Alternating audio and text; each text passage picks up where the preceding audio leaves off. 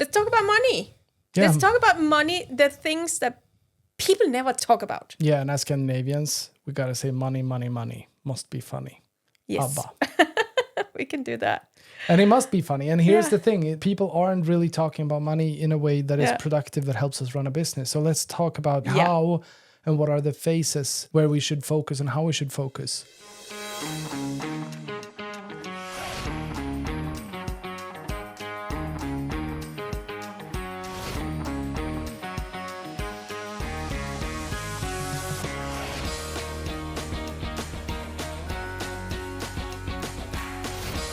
You know what is funny? I get triggered immediately. Money is funny. Yeah, money is funny. And I truly believe money is funny. Both of us started up as financial coaches, wealth coaches, helping people to build up financial wealth for themselves or passive income streams in their personal life. So we've been in this field about working with money since 12 years, 13 years now. Yeah. Right? So we've been in that field for so long time. That means that we've been studying so much in that area. And I think money is really fun. And a couple of years back, I went to, it was a wealth mastery with Tony Robbins. And they made incantation where they kept saying a lot of different things. The purpose was to be able to start attracting money into your life, have more money and attract more money and start loving money. Because in business, if you repel money, if you believe money is a bad thing, if you believe money is the root of all evil and only bad people charge, guess what? You're going to suffer in your business. Yeah, your business is going to go nowhere. Yeah. As we've spoken about in other episodes, Yeah. we need to take a stand for something. Yes. And one of the things that we really stand for Yeah. is making money is a good thing. Yes. I want to say that whatever you believe about it will either help you or hold you back when it comes to building whatever it is that you want to build. The more money I have, the more kids I can help. I donated money to build schools and to take care of children. I had sponsored children way before I had a lot of money. And then I got a lot of money, and guess what I did? I donated several €100,000 of getting people out of trafficking, giving away Christmas presents to mothers who couldn't afford to give presents to their kids, several different food programs. And here's the thing, money is a resource. And when it comes to building a business, we are business coaches. We help people build businesses. We help people make more money in their business. Yeah, because if we take out the money from the equation business, then you don't need a business. No. And then we It's are not just a good business charity. coaches. Let's go through the different phases, because there are stuff that we need to focus on or that benefits us to focus on when we start out compared to when we've been in the game for a while. Yes. For an example, if you start your business, how can I make as much money into my own pocket net as profit so that I can buy my first Ferrari? It's going to take you way longer if that's where you start. Doesn't matter if you want a Ferrari, well, fine, good for you. But if the profit is your first focus, then it's going to be hard for you to navigate the money journey towards that Ferrari. And this is exactly what it's about, because each stage of what you should be looking at or focusing on is literally just about focus, because each stage force you to focus on the right thing at the right time in your business. Yeah. According to be able to build a business that makes enough money for you to have what we want to help people build, lifestyle businesses where you have freedom to design your lifestyle and have your business be a part of maintaining that lifestyle and building that lifestyle, doing what you love, but being able to do it in a way where you can live the lifestyle you like Yeah. and want to have. So can we go into the first one? Yep. Yeah. So the first one is literally for startup, when you're starting up with your coaching, when you're just starting to sell and all of that. Because at this stage, the thing we measure is contracted sales. Contracts in general. Yeah. How many contracts can I get signed? It is a sale, but it's a contract, meaning that you did not get the cash into your account, because a lot of people pay on payment plan. Because in the beginning, it's easier to sell when you are a little uncertain in sales. It's often way easier to sell and help people with longer payment plans, because you're probably not good at objection handling and all of these things, Yeah, right? the sales ability is lower Yeah. because we haven't done enough and Yeah. we don't have the confidence yet. No. Another thing is, sure, if you sell coaching for a couple of €100, then more people will buy it and pay in full. But if you sell coaching for a few €100, you're not going to be able to afford to take the sales calls and do the marketing and do the work. And you're definitely not going to get Then a you need to Ferrari. go back and listen to a former episode we had about Yeah, pricing absolutely. structure. Absolutely. Yeah, pricing. But the most important thing is that you have a decent price that you can leverage. Once you have that, you need to make sure that you have an opportunity for people to join, either by paying in full or going on a payment plan. Yeah. We usually suggest you have both, and you have one payment plan and one pay in full offer. Expert tips. You could have a card up your sleeve to have another payment plan to help you with objection handling, but that is unofficial that you can use. But it means that we need to present to people an easy opportunity to opt in. In the beginning, you're going to have less people paying in full, and you're going to have more people paying on payment plan. What that means is that we are postponing the direct cash in the bank by earning it on a monthly basis. Yeah. Which is absolutely no problem. The reason why this is so important in the beginning, I would say when you are below 30 clients, below maybe 50 clients, the reason why it's so important is because you need to build up momentum. You need to build up client results. You need to boost your both capacity, but also case studies and testimonials. You need to make sure that you are proving yourself. Yeah. And you're testing your marketing. You're testing your messaging. You're testing your offer. You're becoming better in sales. And you build momentum. Yeah. So you help yourself to get a fast start. Yeah. The moment where you feel that things are rolling, things are happening, we go to the next step. Yeah. And then we're focusing on cash flow. How is cash flowing in through our business? Yeah. Can I afford to invest further in systems, help, maybe a VA? The moment we can start focusing on cash flow, we can also figure out, okay, so how can I leverage this cash flow to outsource me as a resource in certain areas? The reason why we change the focus here is because there's always pros and cons in each stage. In the first stage, it's literally about everything you just said. The problem that can occur and tend to occur, especially for new coaches that are not completely certain about themselves, is that they sell their coaching on promises where people can pay very little over a very long time. They just want to have the clients, but the risk is that let's say you have a 4-month program, but you have payment plan of 12 months or more than that, because you're just meeting everyone's requirements on what they're able to pay monthly in a payment plan. So when we shift to the next stage, it's literally focusing on, well, it's fine you have the contract of sales because that means that you are going to get in the money over time. But now we want to really focus on getting in cash because now you made the first trainings, you tested the offer, you know people will buy, you know the interest is there, you know you can work with clients. And you know they get results. Now we need to focus on you getting cash in your account, your cash flow. And that's why we look at cash collected rather than contracted sales. We go to focus more on cash collected, meaning that now you force yourself to look into how can I help more people pay up front, get paid more up front, so we don't have those long payment plans. Yeah, up front or faster. Yeah, upfront or faster. So you get, because money in your account are just way more worth than money coming in maybe later. Yeah, money coming in later, you can't really take it to the bank. No, you can't pay anything with it. We tend to focus on with our clients for contracted sales because we're working with them closely. We can always make sure to help them to not make poor decisions and be on top of how can I get as much of that money home as fast as possible. If you have an idea that money isn't the main motivator for you in your life, fine. But then I would suggest that you are looking at the money in your bank account as a symptom of the lives that you change. Yeah. Because the more you help, the more people that are going through your funnel and getting your coaching, the more money you're going to have in your bank account. Yeah. It's a sign of sustainability as well as progress in your mission to help more people. And also understand that you as a human being, like private you might not be have this like need or have a drive for making more money, but your business is another entity and your business needs money. Otherwise, your business will not survive. Yeah, no. And once we have gone so far that we can see that, okay, now I know how to manage my cash collected. We're far along in the journey right now.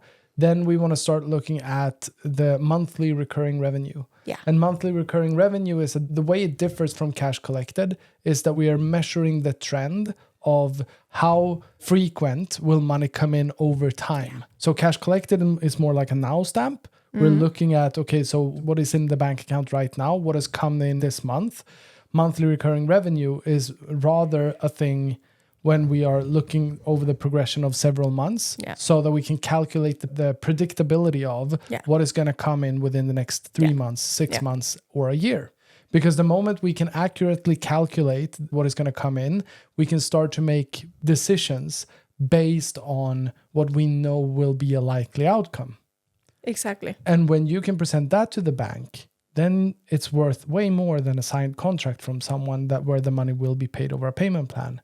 Because a business that is in that stage can use the leverage of what will come and actually start borrowing money, start making investments, get real partners, have people being interested in investing in the business, depending on what kind of path you want to take. But I think one of the key things I like about monthly recurring revenue is where we take the focus in our business. Because I really enjoy the focus. What we discuss a lot with our high ticket clients and like our top 1% clients, these are businesses who are at a stage where they are performing more than 15K a month, and they're growing that to 40, 50K and above monthly. What happens at this stage is for you to grow the business after this stage, we need to focus more on selling high ticket. Like if you're only going to build a bigger business, say you're going to build a $1 million business, $1 million revenue a year on just selling low ticket, it's going to be too much work. It's going to be very high maintenance. It's going to be a lot of admin. So the way the business explodes is that we're selling more and more high ticket. And when you're selling more high ticket, we're focusing more on selling like containers, monthly containers. So they pay a certain amount on a monthly basis. And when we're focusing on that, saying you're selling a program, we're just talking to some of our clients today, and they're selling their program for 1,000 euros every month. Now, that means that the focus now is how many clients do you need to have paying you 1,000 euros a month to get your business to where you want to be. Again, now this forces your brain to focus on something else. How long time can you keep your clients? How can you build a business that your clients keep seeing value in, keep benefiting from being a part of your business for years? Yeah.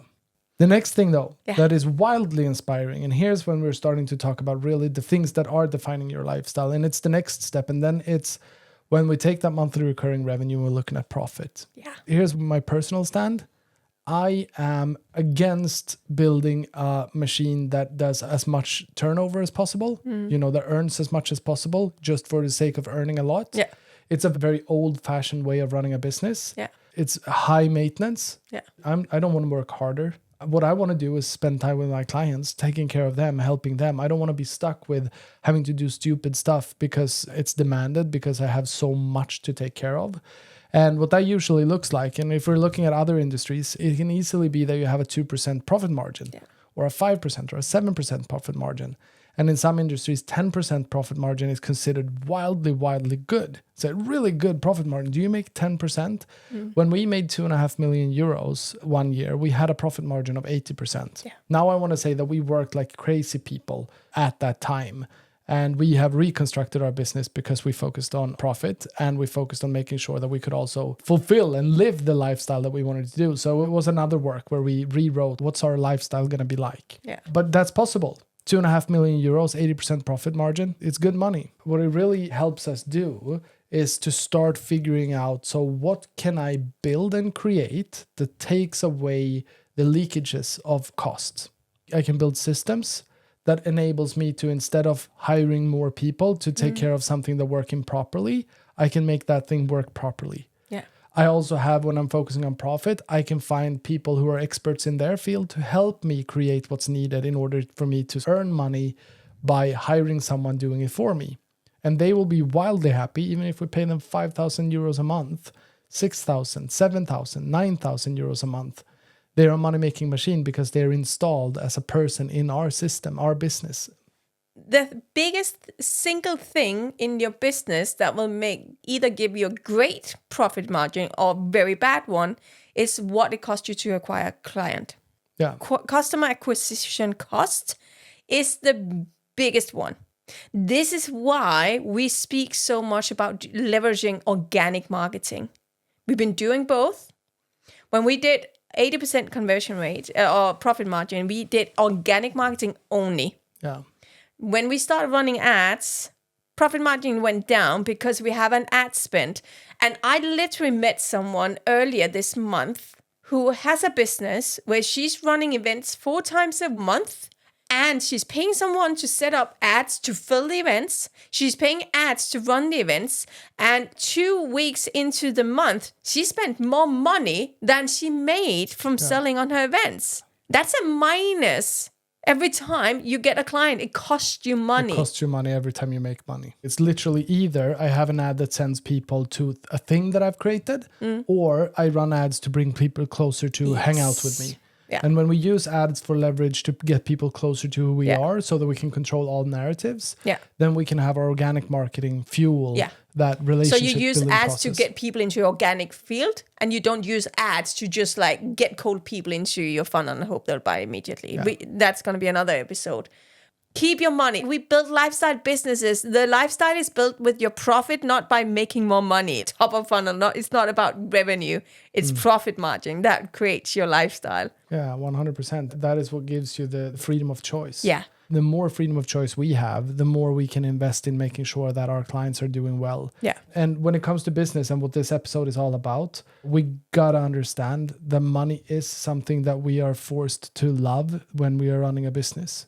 The freedom money will give you, the time money will give you, the opportunities money will give you, the experiences money will give you. To kind of top that conversation off, unfortunately, there are so many coaches out there, business coaches, that are helping people to build that kind of funnel because people understand ads to a certain degree. They understand and they think that, it's easy. And I see a lot of those kind of viral content right now that is faceless business. I don't need to show my face, or you don't need to show your face. I can help you set up a system and it's going to run and it's going to be a money machine for you. I'm never going to avoid the topic to say that building a business is one of the most rewarding adventures that I've ever done. Yeah.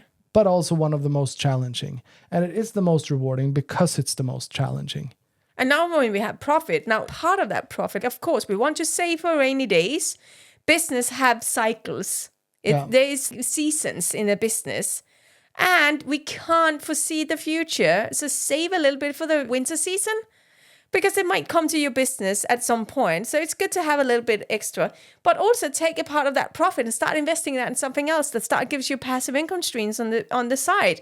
This will give you a chance that if you one day decides that you're going to retire on your business because you can't do it anymore for some reason, it's nice to still having the revenue and still having the salary coming, because you build up a system that gives you the freedom no matter what. And the last thing that I want to say is the big part of the reason why our life looks the way that it looks right now is because our business took care of all of our clients. It helped us make money. We were able to buy this fantastic ranch that we are spending our lives in, that we love and adore. And every time we aren't working, we're building something outside. The best lifestyle that I could imagine. At the same time, we were able to buy this without selling the other house. Yeah. And the other house is where the kids grew up. So there is some sentimental value to it. So that was a nice thing. But the other opportunity is that it's a really good functional house. And we have that for rent. Yeah. So 8 months out of 12, we have that rented out. Yeah, and someone else is property now. Yeah, and someone else is taking care of it. Mm-hmm. And it generates at least 20,000 euros a year. So even if something were to happen, we would still be able to survive. Both houses still here because all the interest of all the loans in the bank and all of that is covered. And I think what I love about the money game here and everything we do, it's building blocks, like you keep stacking. Yeah. It's one small step at a time. So we put down below the Millionaire Multiplier Method. But I'm going to add one more thing. I'm going to add a link to be able to download our calculator to see how many clients do you need to live the lifestyle you want. Yeah. Oh, yeah, that's cool. Yeah. Yeah, so that you can reverse engineer your journey and get all of it. If this episode was something of your liking, please leave a like. And don't forget to subscribe, and we'll see you next week. Next Wednesday. Take care, guys.